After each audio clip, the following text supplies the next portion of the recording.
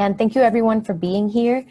I would just like to thank all panelists and especially Kathy McKidden, who is our moderator and has been preparing all our speakers, questions, etc. So thank you, Kathy. Kathy McKidden was the principal author of the Issues and Options paper, which in 1994 launched the concept of environmental funds as institutions created to support financial sustainability for biodiversity conservation.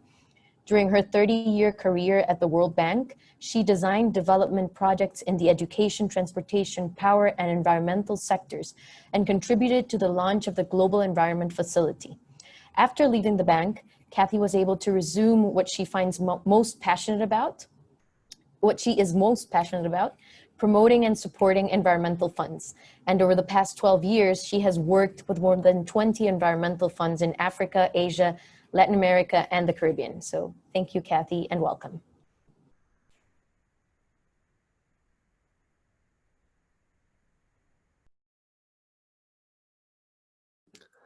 Kathy, if you could unmute your microphone, please. Sorry. Thank you. Thank you. Thank you, James and Maria Luisa, and thank you to everyone who's attending. I'd like to introduce, first of all, the panel. I'm going to share my screen for the presentation. Let's see. Here we go, and get us started here. Okay, can everyone? There we go. Okay, can everyone see? Can somebody give me a thumbs up if you can see the share screen? Okay, thank you very much. Okay, wonderful. What we're talking about today on this panel is the work of the CFA-sponsored Environmental and Social Safeguards Task Force. And we've been working since last March on what we would call a tailored ESMS. And let's take a look here at who's on the task force. And these are my task force members. You'll notice two things. We have quite a few participants from conservation or trust funds or environmental funds themselves, both national, regional, and global, because there are differences in the challenges that they face, and we're very sensitive to that. And we also have a very strong participation from KFW. KFW has been very much behind putting this panel together because they're very interested in trying to put together ESMS that's appropriate to conservation trust funds. Primary objective of this task force is shown here. I think you can read that. Let me say that the emphasis is on trying to design a system that fits limited means of many environmental funds and conservation trust funds. So on the panel today, we have two members of the task force. Sean Nazrelli, whom I think needs no introduction. I understand he was a speaker this morning. Sean is the Director of Innovative Finance for BioFund. And Karen Opitz of KFW, who has been one of our tried and true panel members. I should say that this large KFW team sends at least one or more members to every meeting, so they've been very diligent. The third panel member also needs no introduction, and that's Rene Gonzalez of the Fondo Mexicano, whom we all know took over as the executive director late last year, early this year. So we will be hearing from them on a number of, I think, interesting topics related to the work that we're doing, and again, focused very much on trying to get ESMS that are very tailored to the needs of conservation trust funds. So, moving on. So what did we do? How did we start our work? We sent out a survey. Thank you to anyone who's present who filled out the survey. We really appreciated that. We sent more than 60 to the 3 networks and some out-of-network funds. So we had 27 responses, and you see the regional breakdown there. Of the 27 responses, 21 were funds that responded to say that they had either an ESMS or some elements of an ESMS. We're working on one. Let me just clarify that I'm going to use this term ESMS all the way through the presentation. It essentially means a collection of components, which can be processes and actions and tools that are used to identify and address environmental and social risks that are present in our conservation operations. And we have a good representation of the different types of operations that that conservation trust funds or environmental funds carry out. And I'm going to also switch. I'm used to using conservation trust fund. I'm going to use environmental fund because that's the term most commonly used in Latin America. So what did we see in our survey? We saw, was very interesting, were the issues that were most frequently confronted. And you have a list of them there. I need not read them out. One thing that you'll notice is that they're very much tipped to social aspects. This makes sense. Conservation in and of itself, we're trying as conservation trust funds or environmental funds to do good in the realm of environment. And many of the challenges that we confront are related to the social issues around conservation. Interestingly enough, there may be some bias in the issues that we saw. Some of the issues that we expected to see and which perhaps are more recently coming to the forefront. These would be things like economic displacement from use restrictions, stakeholder engagement, and law enforcement may not be issues that are very present in Latin America. So we keep that in mind when interpreting the results. Safeguards and policies addressing topics were present in ESMS with a greater frequency than related risks or issues. And I'm going to put up one of the slides that, that we used amongst ourselves as showing the results of the survey. And it shows this. And we're very often debate whether what this is showing us are, do people have somewhat over-designed systems as insurance policies, or are they over-designed systems because of donors requiring this, or is it just that this truly is representative of what we're seeing and we need to make adjustments? So keep in mind that there is a kind of gold standard. If you have started to work on your ESMS and have dipped into some of the more complex requirements, and I think of the World Banks or the IFCs, obviously all the major donors have them, that this gold standard is aimed at protecting major donors from reputational risk and covers many, many sectors, not just conservation. So an important thing to keep in mind for the work that you're doing on your own ESMS is that you want to identify risks and address those risks rather than do a broad brush kind of an ESMS in terms of standards and policies, which may not be entirely necessary. It may be if you're going later on for accreditation or the donor is holding you to a very high bar.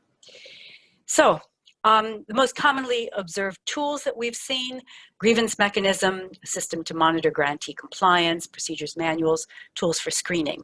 One thing to keep in mind, an important point for us, is that the cost of carrying out or adding another component to your business can be high. And so we have more or less adopted as a principle the fact that you want your grantees to take on a lot of responsibility. So one has to carefully define the responsibility of the environmental funds, and that's why you see these most commonly used tools. There will be screening tools. There'll be tools to monitor what the grantee does. So you may be identifying the risks that are present in the context in which you're working. Your grantees will be saying how their project may be addressing any of those risks, and you'll be screening to make sure that they're doing that. And then you would be monitoring to see that any mitigating measures or any measures they come up with are actually being carried out. So the role of the environmental fund versus the role of your grantees is an extremely important one to define. And the very important thing, I think, is that there is a relatively high level of satisfaction amongst those environmental funds that had their own ESMS. So that means that you can design a system that works for you. There was less grumbling than we had anticipated. Okay, this is the slide that I had mentioned, and I'm not going to go into it any more than I did on the last slide, in mentioning that what we saw. We're putting this up so that later on you can go back and take a look at this and draw from it perhaps some lessons for yourself. But you'll note where we're seeing more risks than we have standards and policies to address them, and other areas where we're seeing a lot of use of a standard or policy, and the risks are minimized, and that may be because you're doing a good job. So that's always important. Okay. Oops. Let me go back. So, important considerations. We've had speakers, we've been looking at different systems. We are very fortunate to have expertise on this task force. And some of the things that are very important to consider when building an environmental and social management framework is national law versus an institutionally designed framework. You may be fortunate enough to have national law that meets all of your needs in terms of risk and mitigating that risk, and having a way to do that that is legal and that everyone follows. So you can remain there. You don't need then to build another system in parallel. We don't know how many funds are actually doing that. It's something we did not survey for. Perhaps we need to look into that more to see where it is working. I have a couple of cases where I think that might be the case. But if your national law has been appraised by an institution like the World Bank in the context of some type of operation, you may want to take a look. You may need to design a system that only fills gaps left in national law. One needs to consider the context for risk rather than try to take risk on a project-by-project basis. And what does that mean? I mean, this is why we have assessment tools or study tools, or if you're undertaking a program, you want to look at really the context around that program. So what is happening in various social areas that may create risks for that program. And then, of course, you're going to be screening projects for their ability to address risk that's inherent in the context of that program, or in the context in which you're working. So use of an exclusion list. This is an important tool, and it's one that is part of the early toolkit, which generally is a statement by a board saying how you're going to approach ESMS, so in environmental and social risk. And the exclusion list allows you to say, we will not go into that area. So it could be, for instance, we see very often in exclusion, things like displacement, so resettlement, very conflict. Things where your board determines that the risk is high and the cost could be so high, and that they don't want to even try to get the benefits of going into an area like that. So a grievance mechanism, and we're going to talk a little bit more about this. This is a safety valve. If you identify risks and you have a grievance mechanism in place that allows the beneficiaries to be able to say if things are going wrong, it helps you know whether the risks you have identified are actually being taken care of as had been anticipated by your grantees, but it also could identify risks that you hadn't anticipated. So it's an important part of the toolkit. So an ESMS that addresses negative impact versus one that captures enhancement. This is a kind of continuum. Negative impact is probably the lower end of the scale, where most EFs that are starting their system you want to address this first. You do not want to do any harm, so do no harm. And as you move through progressively, if you choose to do that, if your risks require it, progressively more complex ESMS, you would then get to the other end of the scale, which talks about enhancement. And this is an important concept, because you can, in the process of undertaking some of your mitigating measures, identify project design elements that will get you overall better impact, in which case you will take on the costs of those additional design elements, and you will capture some of the enhancement. So policies versus safeguards, and these are the definitions. When we talk about policy, we generally talk about policies for gender. They're statements of principle and broad directives. Safeguards are specific requirements that translate into concrete actions. If you look at very sophisticated systems, again, take, for example, the World Banks, you'll see that it's laid out now in terms of 9 or 10 various standards or safeguards, and they're very specific and rather complex and detailed. So what we've been attentive to, project versus program, again, we do recognize that many of you are not small grants necessarily, doing one-off type of operations, and you're working more in a programmatic sense, and perhaps that's where you want to look at this context issue. National versus regional versus global. There are particular constraints that are present for regional versus global environmental funds, since some of the tools that are available to national, such as field visits, are just not practical when you're working in 14 protected areas in 4 different countries, or you're working globally as the Blue Action Fund is working. So the 4 critical tools, if you were going to start out your environmental and social management system with 4 tools, these are probably those. A statement of the board's principles and approach, which I mentioned. So this is key. This is your board saying this is how we're going to do things, and over time we may evolve and change it, but based on our assessment of risk, this is the way we're going to approach it now. An exclusion list. So you develop the list, and your grantee asserts that whatever it's doing, it is not participating in anything on your exclusion list. Continuous consultation practice. This goes beyond, I think, what previously was accepted as good practice, where you consulted at the beginning, and we're now looking at a consultation that is continuous throughout the life of any operation that you're funding. It's a little bit different. And finally, your grievance mechanism. So, and grievance mechanisms can be externally run, and we're going to look at that at the very end of my presentation, versus internal, which is where you as an EF have a participation in that grievance mechanism. You're part of the sort of grievance continuum.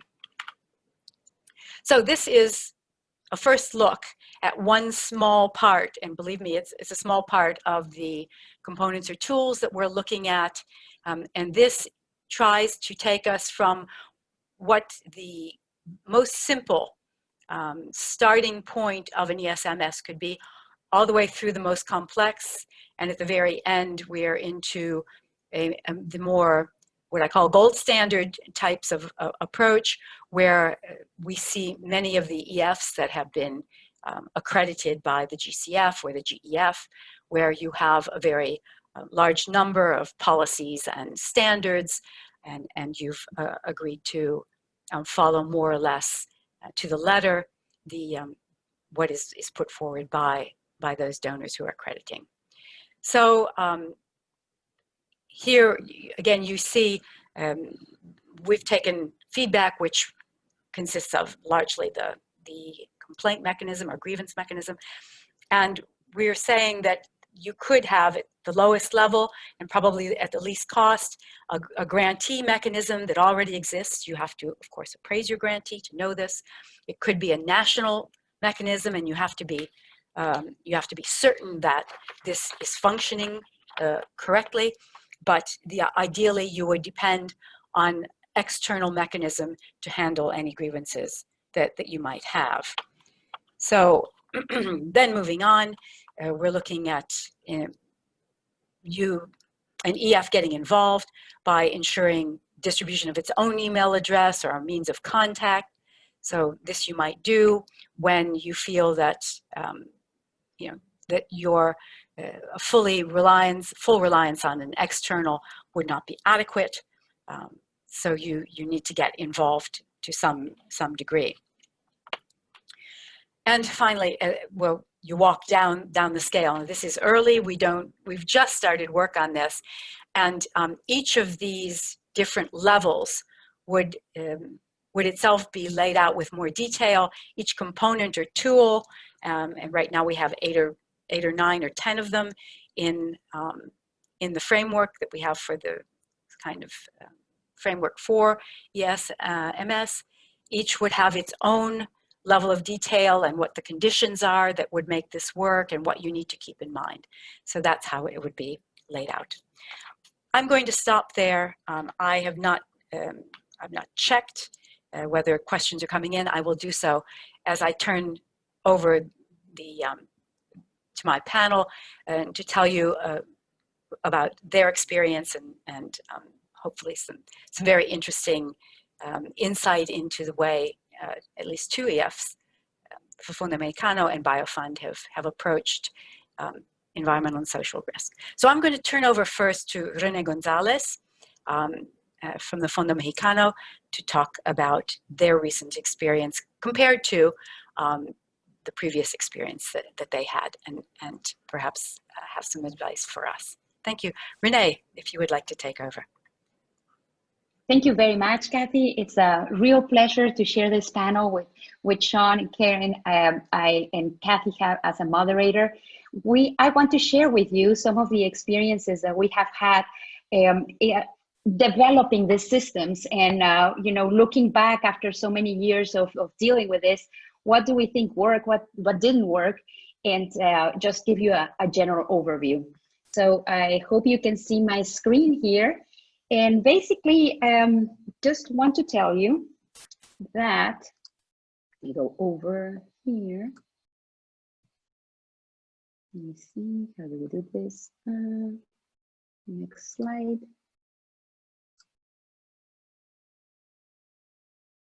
Yeah, well, as a Mexican fund, we actually have a strategy, a 5-year strategy that is aligned with the Sustainable Development Goals and the Aichi biodiversity targets. And just as many funds, we have our own,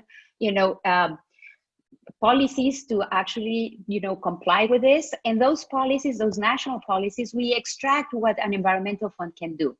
And then what we have is like 4 different external objectives or targets that we address through our different programs. And you will see that we have some perspectives and some tools. And in the perspective, you are going to start seeing some issues that are really related to not only risk, but just the scope that you have to look at things. And that's a lot of like safeguards, and a lot of the standards are really a lens that you have to take to look at different issues. So like gender or cultural aspects, climate change. And what we have developed is 15 different indicators just as an institution that any project that we fund will have to actually, address those issues and actually report on them, so that we can see as an institution how we are moving in this 5-year strategy. I'm going to talk to you about our very recent experience with a project called Conecta. This project will hopefully be starting next year. And it's particularly important for us as a learning experience because it was the first time that we had to apply the new environmental and social standards developed by the World Bank and approved in July of 2018.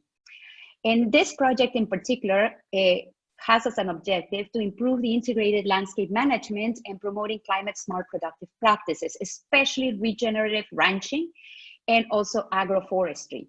And we are focusing on 4 territories in Mexico, 4 states that are the most important states for ranching. So it has a watershed perspective, hence the landscape approach. And you will see at the bottom all the agencies that are involved in this. And it was a very thorough learning experience to actually deal with all those new standards. I have to tell you that last year, the Mexican fund was accredited by the Green Climate Fund after 1,026 files that we sent and that we translated into English. We actually got the approval. I know Tito is in the audience, and we thank him for guiding us through this, and also all the funds that helped us with giving us their pearls of wisdom. And we were very happy when this happened, and we thought, we have the standards, we have our own standards, so this will apply to just anything. And well, no. Actually, when the World Bank comes, says it's great that you have your own standards, but you have to apply ours if you need funds from the GEF that go through us. And other donors are not like that. For example, the Inter-American Development Bank, KFW, AFD, they will look at your standards, and if they approve, then that's fine, you know? So we had a look at the 10 standards, and this is why I'm presenting them to you today. And what we saw over the years is that, fortunately, there seems to be some, drive to actually have, like, all these different donors. They're starting to acquire very similar standards, and that's really good news, because then you don't need to, reinvent the wheel every time. And so the standards that a lot of people are following are really the ones from the International Finance Corporation. And the change that the World Bank had for not the IFC, but the World Bank that channels the GEF funds in the World Bank group, is actually just taking those IFC standards, those 8 standards, and adding 2 new ones. And you can look at those 10 standards right here. And the first one is probably the most important one. And this is why it's so difficult for many people to deal with environmental and social risks. It's really a guidance, what you have to have as an institution, but when it comes to every single project, you need to start with an assessment. And the assessment will tell you what your environmental and social risks are and what your impacts are. And so then you decide whether any of the next 9 standards have to actually be addressed or not. So for example, the second one, and I'm going to refer to Kathy on this, for labor and working conditions, Mexico has a very, very important and very strong labor law. So by showing, that there is a law that actually complies with all the international agreements, you can say, I'm just going to follow the law, and I'm just going to check that people are hired according to those working conditions. A new thing that's coming up more and more is just the fact of child labor. And so when you work, for example, with coffee farms, you have to make sure that it's not that they're getting paid for doing this, but it's part of a cultural practice, which is what is happening in some of the territories that will be investing. Then the part of pollution, the third one is hard for us. We don't have that much experience in pollution, but we also refer to a lot of laws that actually limit the use of pesticides and herbicides that we're not going to fund in the project, but that we know that through other funds, producers of cattle or coffee are going to be using. So we incorporate, for example, workshops on how to handle waste management. The fourth one on community health and safety, that one has exploded in the last 6 months, and we have now the epidemic aspect, and I put it as an additional part on the second row. And really it's ensuring that you are the health aspect of it. And it's really interesting because that's when you start tying biodiversity with all the epidemic aspects and how people have to, keep social distance, or all these COVID things that are no longer called COVID, these are just called epidemic, risk diminishment. The part of involuntary settlement, you may think that you are not going to use that, but it turns out that if by many donors, this even, some restrictions in land use, that protected areas established in their decrees or their management program, that classifies as involuntary settlement. So you have to make sure that you are not affecting them, and so you have to incorporate them in the project itself. Biodiversity and sustainable management, that one is easy for most of us because that is the core of our business. Indigenous people, it's just a matter of really making sure that your program, your project is culturally appropriate and that you do consultation process throughout the design and the implementation. And I'll show you one example of how we did it in case that can be interesting to you. The eighth one, cultural heritage. Mexico also has a very strong law regarding that and very clear procedures. If you have an archaeological site and you have like a, a finding that was not thought that it was an archaeological site, there's clear procedures according to the Mexican laws of what you need to do, and we just reflect them in the project. The ninth, we have not really activated that one, financial intermediaries, but what I can tell you is the tendency is that it's not only that you are responsible for applying the safeguards, but as Kathy already said, those that receive the money that you give the money to, be it grantees, be it services, contractors, consultants, they have to abide by those standards too. So your responsibility doesn't end. And right now there's a lot of discussion on where does it end, but you just have to have that in mind. So whoever you are giving money to, it's good that you just give them in a very clear and practical way what these safeguards are about. And the 10th one is very important, is it stakeholder engagement. A lot of you do it already because it's impossible to run a project where you actually are not doing all the participation of those that need to enact it. And it becomes very important that I think through the years we have learned that it's really a translation thing. What you see here, those 10 points are really risk issues because you're talking mostly to banks. This develops in bank. And as Reno said in the previous panel, it's really about de-risking for the bank. And it's a different language. For banks, it's risk. For us, it's conservation. So you just need to, be able to do translation. And when you have projects, if you are sitting down with financial intermediaries, producers, academics, NGOs, you know what a challenge that is to actually get, the message across in all those different sectorial languages, but that's where the fun is usually found at.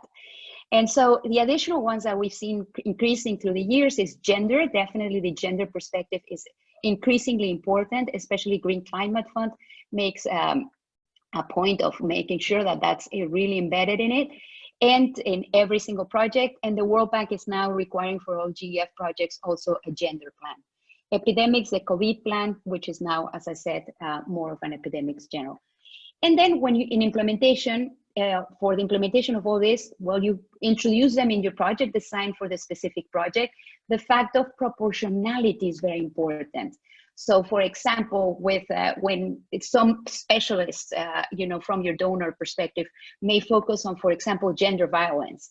And, in Mexico, 1/3 of all households, unfortunately, have gender violence. So, I mean, this is a 13 million project, or we're not going to actually promise to reduce that to zero. So that's something that you need to incorporate, and you can have it in reports, oversight, in a database. So this is how it looks like as a tool. You will have 450 pages, as you see on the right, and you will have annexes on the social and environmental aspects. All of this is in our webpage. Make sure that you can access it, and actually, if you change things around to adapt them to your own needs and have better ideas, let us know, please.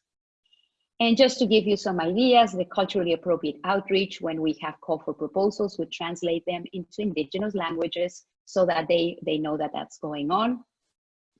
For the consultation process during COVID times, what we did was actually do it virtually, and to our surprise, it was really well attended. Facebook is very popular among the indigenous peoples in Mexico. And so we were designing all these very complex things. And then we found out that social networks work everywhere. So that was a good finding.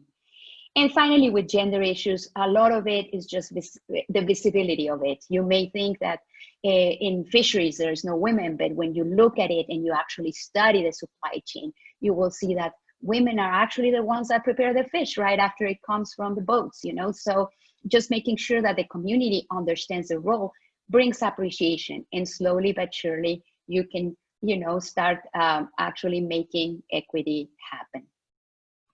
So thank you, and this is our webpage in case you want to access all this 450 pages on it. Thank you.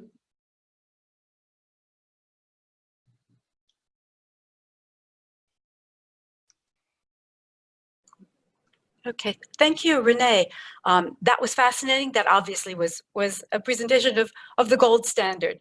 So we're going to move over to an interesting presentation by Sean and Nazarali on something that all of us face, which is trying to put together a system in the face of duress or adversity. So Sean, over to you if you want to talk about your recent experience. Okay, thank you very much, Kathy, for that introduction. And yes, that probably was the gold standard. And I guess what I'm going to present to you now, we could probably call the coal standard. As really we don't have any pages of environmental and social safeguards elaborated and developed as an institution. We're a fairly new fund. We only started giving money away in 2016 when we had only one beneficiary, and therefore we still have quite a long way to go before we can come anywhere close to what the Fundo Mexicana is doing. Now, let me see if I can share my screen here. That's not working. And I'll just really briefly talk about what it is that we are doing, and hopefully that will be of interest to some people. Now, I spoke about this earlier this morning, so I'm just gonna, for the people who didn't take part in the earlier session, just really quickly, just to mention, I noticed in Kathy's list, we were the only fund that was mentioned with a country because we're, I guess, a little bit obscure and a little bit out of the way. So this is where Mozambique is, down in the bottom corner of the African continent. We're an independent national level trust fund. We created this program, a new program that we're doing right now. We have an emergency biofund program that was set up to try to respond to the COVID epidemic in Mozambique, recognizing the incredible risk that the loss of tourism income in the country may end up in the temporary or permanent firing of up to half our law enforcement ranger force in the country. So we created an emergency fund with the aim of trying to ensure those jobs and ensure the regular patrolling activities in the protected area. At this point, we are supporting both the publicly managed areas, but also the privately managed areas, which account for more than 2/3 of the protected area estate in Mozambique. And we're currently now supporting 25 protected area beneficiaries covering nearly 12 million hectares in size. Now, a program of this size and put together in this short period of time faces a whole lot of challenges. The program was approved by a board on the 5th of June. By July, we were already paying salaries of a number of beneficiaries. So there wasn't really any time to have a visit and a proper screening process. Very many new beneficiaries. Biofund has never before supported the privately managed protected areas. So they were all whole, not only a new beneficiaries, but a whole new class of beneficiary, in fact. And many places around the country, large areas far away. Some of these areas are 2.5, nearly 3,000 kilometers away from our headquarters down in the south in Maputo. There are travel restrictions in place, but at the same time, there was this need for a really rapid response to the situation. So these were the constraints that we had in place when we started to put this program together. So we developed really, as we went along, we invented an approach that we looked at to try to share the responsibility, and we reached out to various people. And I must say, I'm incredibly honored to be on this panel with some of these wonderful women from around the world, some of whom have been great mentors to BioFund. Kathy was one of the people who we reached out to try to think through a little bit how we could be both flexible and rapid in our response. And we came up with this sort of shared responsibility based on a documentary analysis and documentary approach. So we have now a responsibility for the different parts of a policies or safeguards spread between the different stakeholders. So our national PA agency, we request a declaration of good standing for each of these private sector operators. So the government declares that they are legal operators. They have been sending in their required reports to the agency. They have been obeying the national legislation, and that they are therefore sort of upstanding members of the conservation community in Mozambique. That was very important for us. The beneficiaries themselves are required to commit themselves to binding declarations on things such as upholding national legislation and standards, following sector best practice guidelines on law enforcement personnel's behavior, and also to provide a complaint mechanism in the field. This, on Kathy's continuum, would be right down at the far end of the simplest possible. We're requiring them to sign a declaration saying they will institute a complaint mechanism, but we are unable to verify that mechanism or to provide our own parallel mechanism if this doesn't result in an adequate system. There is obviously the national government in place in various places that does work as a check and a balance on the operators themselves. But again, it is very much a simplified complaint mechanism system. The donors themselves have helped.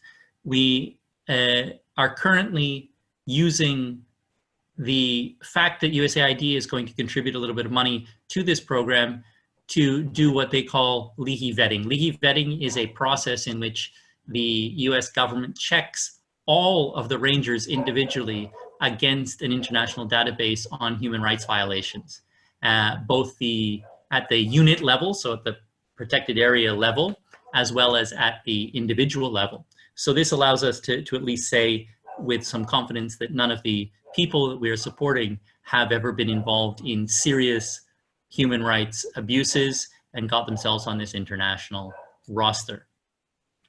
Mozambique has nothing similar, so we're using this international system.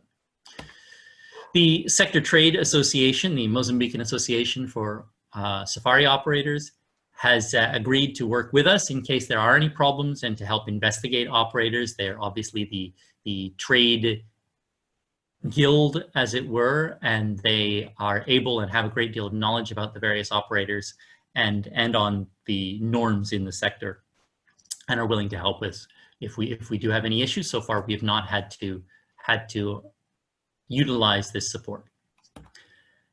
We've also set up an advisory council, and we rapidly pulled together a number of people from NGOs, from government, from private individuals who have knowledge of the sector, from the trade association itself and BioFund, to sit together a couple of times virtually and discuss the approach and the issues and what we need to do. And a big part of the system as it is was developed with input from a number of these people on this advisory council.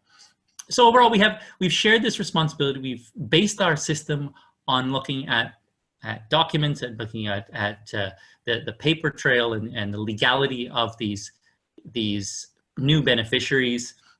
We're requiring them to provide us with regular information, and they provided, it was a fair amount of background initial information, which was provided to us to allow them to assess their eligibility as beneficiaries. And we took this to the board and we discussed this with the board to be able to agree that while this was not an ideal situation, this was what was possible in the time frame available. And the danger of doing nothing was far greater than the danger of us possibly supporting beneficiaries who couldn't uphold the standards of the institution. And so that's the approach we've taken. As I say, it's a long way from Fundo Mexicanu's 450-page system. I can put it all here in really 2 slides, and that's what we've done. And we're hoping that it is in fact good enough. But again, it's, as I tend to be the person on this ESMS panel who continually says this, it's really important to balance the importance of all this paperwork and documentation against what's the good work we do on the ground. And let's not stop doing good work just because we don't have the huge paper systems to back all of it up. So thanks very much to all of you. That's our website, where you can find no paperwork on ESMF systems whatsoever. But you can find a little bit more information about BioFund in general. So thanks very much. Thank you, Sean. Yeah, I can confirm that BioFund has a great website, and it's worth looking at outside of ESMS. So that was a really important experience. Next, we're going to hear from Karen Opitz. So we're finally going to let the donors speak. We have a couple of questions, very interesting questions that have come in during the presentation. And so poor Karen's really going to be in the hot seat now when I read out one of these questions. But I think she'll have an interesting answer for those of you who are concerned that the donors are requiring very strict application of their environmental and social standards. So Karen will at least be able to tell you the way KfW approaches this. And if at this moment you were writing this with KfW in mind, it will be a revelation. So Karen, if you would please, we're all anxious to hear from KfW. Great. Well, yeah, thanks again, Kathy, for moderating this. And it's been great to hear so far from the spectrum of examples of ESMSs that the 2 funds are doing. I think Kathy asked me to speak about, what's important for us as a donor.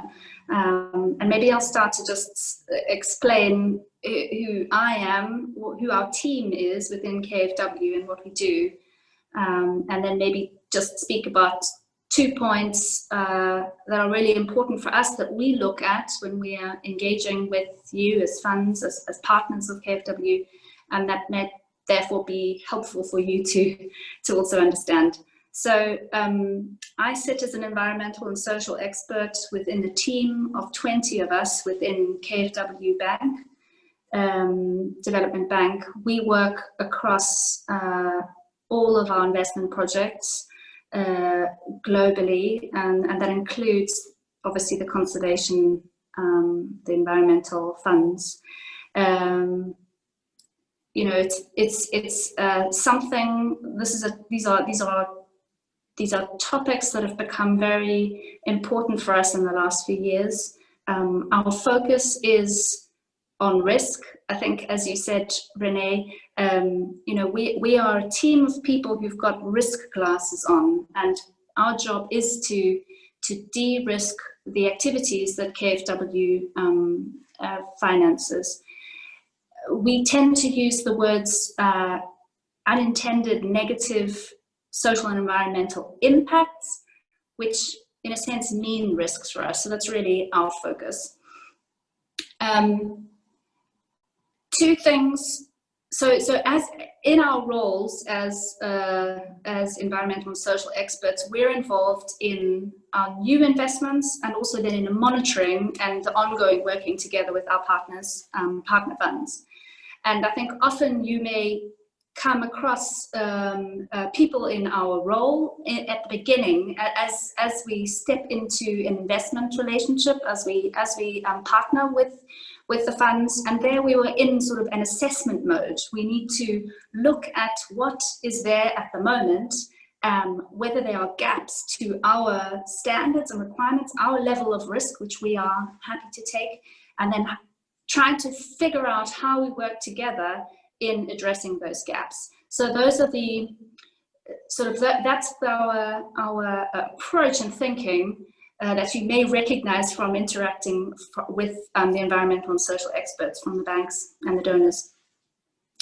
I think 2 points that are very important to us as we engage with the funds, as we look to see what is the risk management approach there. The first is a focus on risk. It's something that both of the other panelists said. You know, we know that you are operating in very challenging environments, not always with lots of resources. So whatever the intervention is here, the ESMS, the system to manage the risk, needs to be really focused on where the risks are. And so I think that's also for us very important. It's not important for us to see that you're covering absolutely everything that ever could be a potential negative impact, but important is that the fund looks at what are the risks and impacts that are directly related to its activities, and how are those addressed. And often that's done through, you know, something like a risk register, actually naming what are the risks that, or the unintended negative consequences of our activities. It seems like a simple thing, but I think it really helps to focus whatever architecture you build into your system to manage the environmental and social risks. So I think that's the first thing. It's a little obvious, but it's actually incredibly important because it makes a big difference whether you therefore go into a 400-page document or whether it's a 20-page really tailored with very specific interventions. I think the other thing is I wrote it down under process and performance. So, you know, we're looking for approaches that are solid in terms of building into it and systematic. So that means that it needs to make sense in a logical sense of you have a decision-making process, and therefore the environmental and social aspects need to be integrated systematically into that. Sounds a bit theoretical, and it obviously shouldn't be, but it's on a logic perspective of, is what is proposed actually going to work? Does it make sense in the steps that you as a fund take when you engage with your end partners? But I think it's always balanced with this concept of performance. You know, it cannot remain a theoretical element. It's not about a process. The main focus needs to be, do the interventions actually manage the risk on the ground? And I think what that means is that whatever is there needs to be extremely practical. We talked about focus on risk, but it's also taking through a systematic approach. It's important to therefore have something that you know, we would expect someone to have something in their hands that they can then take and implement. So it means taking a risk, for instance, you know, access restrictions and livelihoods impacts. It can remain an idea, something in the theory, but bringing that really down to, well, here is a guidance for a process framework which we're going to implement through all our interventions where it's relevant. Something really practical, 2 pages. So taking it through the system to something practical is really what the aim is. Otherwise, we remain with large pieces of paper which are not able to be implemented, and that is, I think, is a waste of all of all of our time. I think one other thing that's very important is that often the ESMS, particularly if it's new or there's significant changes to it, it is a change management process. You're not just developing documentation that needs to be implemented. There needs to be the process for developing it is important. Do you have the right buy-in, particularly from a high level, the board members? You know, is there the right focus being put on it, particularly with the bigger funds, perhaps? You know, does it have? Are you in your process consulting both with perhaps at the board level, but also the individuals who are actually going to be using this, whatever tool comes out of it in the field? So I think, you know, it's good to have one's eyes open to know that it is a change, it is a process that's going to need change, it's going to need rollout. That's not to say it should, it's not to say it needs to fundamentally change all what you do, it's just if you want to make tailored, small adjustments, it needs to be well thought out and planned in how you do it. And maybe just to finish off with, we talked previously, and I think it's a really important element also for us, is the grievance element. Because what's important for the banks, we know it's difficult, we know that there are risks, but at least we need to know about it. We need to have a feeling, it's very important to us that we have a feeling that we understand what's happening on the ground. And so, you know, as Kathy presented, as you also, Renee, said, you know, making sure you've got mechanisms which understand, well, are there grievances and have there been incidences, and having the mechanisms to report back to you and then to report that back to your donors. I think that can, if that works well, even if, I think as Sean said, there's a process to implement everything, at least everybody knows what the risks are, and then you can work together to address it. So I think that's the last word from me. Okay. Thank you, Kathy. Thank you, Karen. Thanks to the panelists. I wish we had more time. As you can see, this is a complex topic. I don't think anybody who is attempting it considers it to be simple. My presentation went into a lot of rather complex areas. I can tell you that over the last 6-7 months that we've been working, it's been a humbling experience for me, what I don't know. But I think if I were to sum up what the panelists are saying, it is that you want to do a good job of discovering your risks.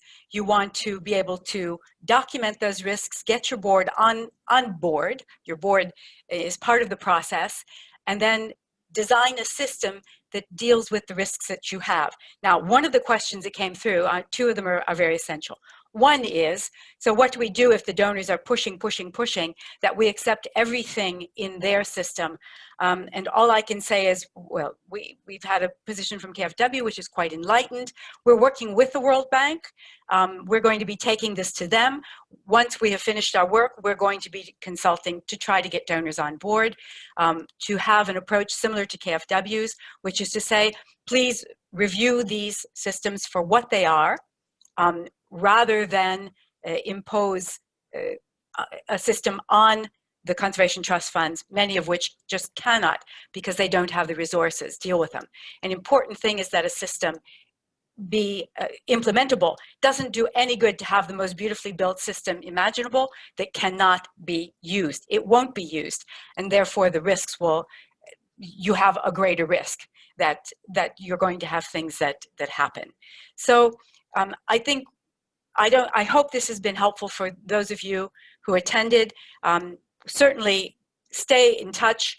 I had one last slide, which I didn't put up, which was, which is this, which are some resources. Oops, and I'm probably not in share screen mode anymore. There we go. So it is some resources for those of you who are still here. and it's some of the resources that we have used. There is training from the World Bank site. IUCN has a very good system. CEPF has a lighter system than the generally very gold standard systems. And if you want to look at the minutes of our meetings and follow the work that we're doing, we have a corner of the Conservation Finance Alliance website. Thank you all for attending. Thanks to my panel members. A particular thanks to the task force, which has put in countless hours to try to work on this. We hope to have been much further advanced and complete our work in November. Thank you again, and enjoy the remainder of the Congress. Bye-bye.